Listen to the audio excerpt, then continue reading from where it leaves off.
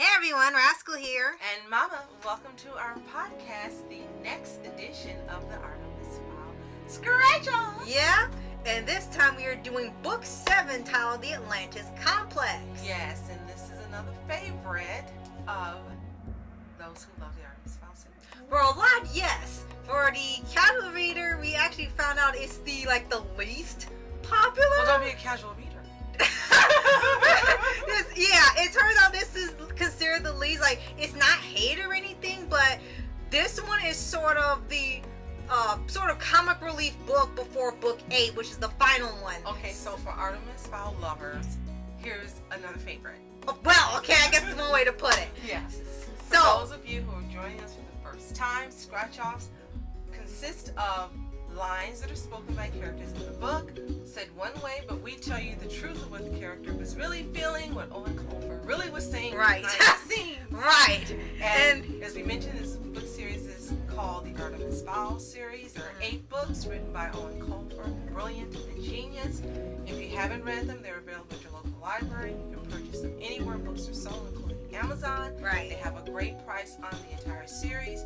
But if you just get one book, you might as well go ahead and buy the series because you're going to love it all. From ages 8 to 80 to 800, this book series is for you. Right. So, as I stated, this book sort of is the sort of set up for the final book, The Last Guardian, which we'll be covering next. This one is much more of a comic relief book and a serious book at the same time. It really wanted to let the audience relax before crap goes wrong. And it was a perfect merging of both. Yes. It was perfect. So in here, in this one, Artemis is making this thing called, what they call it, the project. It's supposed to help the planet and have even more renewable resources. It's supposed to, because humans have messed with the planet so much, he wants to create an invention that will help it flourish. And he wants to present it to some of the fairies in Haven. But unfortunately, he's also acting really out of character. He's becoming obsessive with numbers and everything, and he's paranoid about everything, and it turns out that he has gotten the Atlantis Complex, which is a disease criminals get when they feel guilty about their past crimes. So because Artemis is involved with magic so much, he's gotten that sickness. And because he has one of Polly's eyes. Right. And out of that, it gets to a stage where he ends up gaining another personality, introducing Orion. Which is this, again, is why it's one of the not casual readers' favorites. Right. But this is just another Artemis book. If you really want to tone it down, it'll say that. So we will talk to you in another podcast how Artemis has stretched across many lines in comic books, American comic books, and other series and shows. There's some version of Artemis everywhere you look. Right. With now, a knowing shout out by the writers themselves. Right. So for here, a lot of funny stuff is happening here. So we want to skip ahead a little bit in here because the book starts off with humor automatically. And with this chapter, he's talking to Vinyaya, some other fairies, Uncle Holly, and Foley. And you start noticing that he's acting a bit weird. He's muttering, he's counting everything, and Holly picks up on this really quickly. So Artemis has a sort of offhand comment like he's not paying attention, but he is. She has this, internal monologue where she said, Artemis Fowl muttering, and no mention of her new hairstyle. Usually Artemis picks on physical changes straight away, and it's yeah, she knows something's going on with him, but then it's wait a minute, what's sticking out here?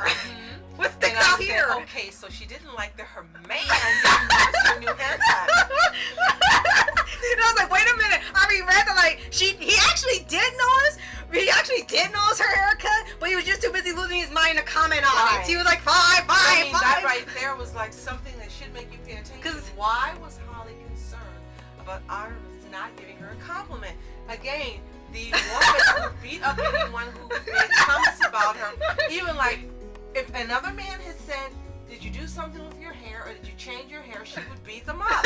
But she wanted Artemis to tell her. So come on, people, right? Artemis. Oh yes, that's right. Another thing they notice is that her hair has grown longer throughout the series. So it is actually noticeable here. So then it gets to another one where they describe how Vinyaya looks. You really didn't get a description of her in past books. One here, and she described having silver hair, cat eyes. She's very dark and stuff. And it's wow, this is a really standout design. They actually say that she's dark, dirt. Another word for dirt. Right. Yeah, so she's really dark. And through that, when I was talking, Artemis knows the description, and that's why through him they tell you the description how she looks completely. And it sounded like from there he got a bit distracted and he had to look away. And Ma said that was no accident. Artemis has a type. Artemis likes chocolate. Nothing wrong with that. I never even realized that the whole time reading that. And as each book went along, these things are being pointed out to you. Right. This is the character's type. It's hilarious. Inconspicuously. Right. And then we get to a little further in, and Holly keeps noticing that he's acting really off. He doesn't look well. He actually looks sick. Even though he's pale, it's like he looks paler than usual. So then it gets to the description. She watches him. Like, it almost becomes obsessive at this point. So then it gets to this description where she's noticing, like, the patterns and stuff because she's been trained to do that. But then it gets to this point, and it doesn't even feel like that anymore, where it said his face was pale, like a snow wolf. And his high cheekbones and sharp features add to this description. It's like, now, I've seen a lot of pictures of wolves online, and they're absolutely gorgeous creatures. Being compared to a wolf is a high compliment. So at one point, she goes from noticing the stuff wrong with him, just knowing how attractive he looks. And it's like, then you said, it's like, what does this have to do with Atlantis Complex? and I said, she just wanted the reader to know just how attractive he is. Right, it's like, oh, never goodness. conveyed in any of the graphic novels. No, it's just like he looks off. Every version he looks One of off. them, he looks like an 80-year-old man. So go figure. Right, and then further into the same chapter, she just kind of talks a little bit back and forth with him because she's trying not to ask him like what's wrong with him. So it said that it was all she could do not to cradle Artemis' face in her hands and ask him what was the matter. She was really worried. And it's like, wait a minute. If you said his elf kissing days are over, then why are you resisting the urge to hold his face in your hand? Right, it's like his elf kissing days were over. Yeah, it's like, and remember you said that she's back to normal in book 7. This is what we mean. She's like right back to how she was. So people thinking that she was not into him anymore, that was like, something no. was different. Right. Yeah, it was something different, all right. Yeah, but it wasn't the way you were thinking. Right. So then we get to Vinyaya, and she still says some stuff about Artemis. A few of the fairies still see him as a criminal who took Holly, so consider him still a kidnapper. And so so what's in store? More extortion and kidnapping, so it's kind of a shot at him. And Holly says, that was a long time ago, and she had to catch herself and like change her tone with the superior officer. Says she normally doesn't do that. And she's like, no, that was a long time ago. And it's like, oh, she got really defensive. She got really defensive with the superior officer, and it's like, and I said, what she really was saying, don't talk about her man. She's getting this offensive over him. That's proof that he's her man. You can't talk about her earnings. And this happens a lot in book 7. People just say stuff about Artemis, and Artemis just kind of like rolls it off his back. He doesn't care because he knows he's changed. But Holly just wants to beat the heck out of people that keep doing that to him. And it's absolutely hilarious. Okay, so then we skip forward, and there's been an attack, but they don't know who did it. Now, if you read the Artemis Fowl files, you know Turnbull is behind it. They actually do show it, and he's back for revenge. If you don't read that book, you're kind of lost like we were the first time reading it. So then it skips forward to calling Trouble Kelp for help. He's gotten to the, I think he's like a commander role now.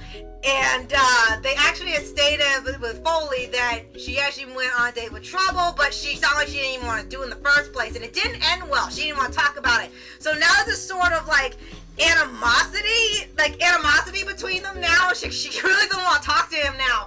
So then it gets to this thing where he's talking about Artemis or something, and they have this really odd line exchange where he just says, and then she said, indeed, and it's like there's a weird exchange, and then it's like he's trying to threaten her, and she doesn't care, and then Mom said, I said, what she's really saying is, look, I dated your butt, I know you, I'm not scared of you. It's scared of Trouble, right? It's like nothing he said she did anymore. Right. I mean, she just like blew him off, she cut off, if they were speaking on some type of communicator, she cut it off. It's like there was this thing, to me it sounded like he was trying to take his chance with her before she wanted Artemis, but it was like already too late, and this whole thing just happens. It's hilarious. So then it goes forward to Turnbull, and it has a backstory of how he got to the point where he was stuck in the prison for years. And as all these parallels go through, he meets this woman named Lenore who's human, and he falls in love with her. And the whole thing is how they met, how they fell in love. He wanted to protect her and all that, and he kind of wanted to get to a place where neither of them would be harmed again. He wanted her to stay with him forever. And don't forget to mention they were married. Yes, yeah, she had actually married a human, which actually said a lot about the fairies still, if that was still happening. So then Mom actually started pointing out all these things that were like parallels to book 1, if you remember reading it. And then Mom just said, this is what the story is. This entire story is just one huge parallel to Artemis and Holly. Right, just like if Artemis was the fairy and Holly was the human. And you just match up everything. So again, brilliant writing. Right. So then we get to a little later after Orion comes out. Orion is the opposite of Artemis. He's like almost like the movie version of Artemis. He's really upbeat and happy. He's a romantic, and he's constantly like hitting on Holly, and she's not interested in him like at all. But it's Artemis. It's the same person. Right? And it's like, and to her, it's two different people, clearly. So then it gets to this point where all these things are happening. She said, it's funny, thought Holly. She didn't think her heart raced that much. These life-or-death situations have become almost normal for me ever since me and Artemis Fowl. And she glanced eyes at the romantic who was wearing Artemis' face, so she didn't consider him Artemis. Right. And he caught the look. And he said, penny for your thoughts, princess, though they are worth a king's ransom. And then she replied, I was wishing that you would go away and return Artemis to us. We need him. And the translation is, she wants her man back and has to get him out. And I said, well, at least you know she's faithful to him. She will not take any other version of Artemis. She wants Artemis as he is. Right. It's just not a criminal. And then get to later where they're trying to go outside and reconnect with Haven because she only got to trouble. And and it gets really hilarious because she's wondering how can she get Artemis back. And she said, maybe I can shake Artemis out of his own brain, because they show that he's still active, but he's watching stuff through like a screen, like he's watching his own life. Right. And so they said, I can shake Artemis out of his own brain. We can count up to 5 together. And the first is like, wait, what? Like, I said she'd rather deal with his OCD and counting with him than deal with Orion. That's pretty bad. And so that means she has to be in love with him because she doesn't even mind counting like crazy with him. Right? It's like, oh, I'd rather do this. As long as it's with him, she'll do it. Oh my gosh. And then it gets to much later, and they contact Trouble again when Artemis is back in control in his mind.